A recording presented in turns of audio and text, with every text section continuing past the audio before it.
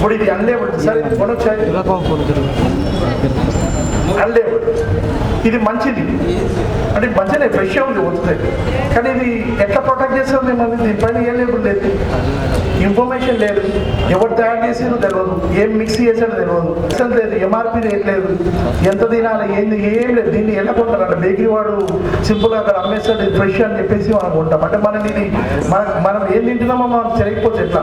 మన రీసెంట్గానే మన ఆదిలాబాద్ జిల్లాలో బూందీ ప్యాకెట్ కొన్నారు. ఆ బూందీలో కార బూందీ 1 kg బూందీ ప్యాకెట్లో చిన్న ఎంచిన కప్ప వచ్చింది. ఆ ప్యాకెట్ పైన ఏం ఇన్ఫర్మేషన్ లేదు, ఆ ప్యాకెట్ పైన ఎవరు తయారు చేసిరో తెలియదు, ఎక్కడ తయారు చేసి ఎప్పుడు తయారు చేసిరో ఏ ప్రాసెస్ ఎక్కడ దాని అడ్రస్ తయారు దాని వివరాలు ఏం లేదు. దానిపైన మీరు యాక్షన్ ఎట్లా తీసుకుంటారు? ఆ కప్ప వచ్చింది, వాళ్ళ ఫంక్షన్ డిస్టర్బ్ అయిపోయింది, తిన్న వాళ్ళంతా ఇంత గందరగోళ పరిస్థితి.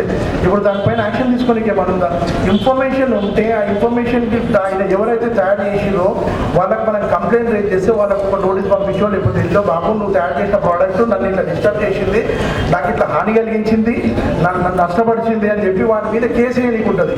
ఎవరు తయారు చేసిరో లేదో వస్తువు తెలిసి ఇప్పుడు ఎవరైతే అమ్మిరో వాళ్ళ దగ్గరికి వెళ్తే మాకేం తెలియదమ్మా, సైకిల్ మీద వచ్చిండు వాడు అమ్మేసి మాకు వెళ్ళిపోయిండు, సైకిల్ మీద వచ్చి దాని నంబర్ లేదు, కాంటాక్ట్ నెంబర్ లేదు. ఇప్పుడు ఆ షాపులో మీద వేస్తాం, మనం మీద వేస్తాం. సో ప్రతిదీ ఇన్ఫర్మేషన్ కన్జ్యూమర్ లేబుల్, దాన్ని ఎప్పుడు తయారు చేశారు, ఎవరు తయారు చేశారు, ఇంగ్రీడియంట్స్ ఏంది, దాని మ్యానుఫ్యాక్చరింగ్ డేట్ ఏంది, ఎంఆర్పి రేట్ ఏంది, ఇవన్నీ ఇన్ఫర్మేషన్ ఉన్నాయే మనకు చట్టబద్ధమైన తినేదగిన వస్తువు అవే కొనుగోలు చేయాలి. సో అందరికీ కూడా thank you so much. Adilabad జిల్లాలో ఇటువంటి కార్యక్రమాలు మన సంస్థ తరఫున ఇంకా చేస్తూనే ఉంటారు. అన్ని ప్రతిసారి మన సంస్థ వినియోగదారులకు అందుబాటులోనే ఉంటుంది. ఏ ప్రాబ్లం ఉన్నా, ఎటువంటి ప్రాబ్లం ఉన్నా మీరు మాకు కాల్ చేసిన చట్టపరంగా మీరు ఎట్లా లాభం, ఎట్లా మీకు న్యాయం పొందాలనేది మా సంస్థ సభ్యులు మీకు సలహా సూచనలు ఇస్తూనే ఉంటారు. మరొకసారి ఈ సంస్థ తరఫున అందరికీ కూడా జాతీయ వినియోగదారుల శుభాకాంక్షలు తెలియజేసుకుంటూ ఇక్కడ వేదిక మీద ఉన్న గవర్నమెంట్ అఫీషియల్స్కి, మా జాతీయ అధ్యక్షుడు నవీన్ శర్మ గారికి, నాతో వచ్చిన రాష్ట్ర కమిటీ సభ్యులందరికీ, మరి హైదరాబాద్ నుంచి వచ్చిన కమిటీ సభ్యులు, సిఆర్ఓ కుటుంబ సభ్యులందరికీ కూడా పేరు పేరున ధన్యవాదాలు తెలియజేస్తూ ముగిస్తున్నాను. Thank you.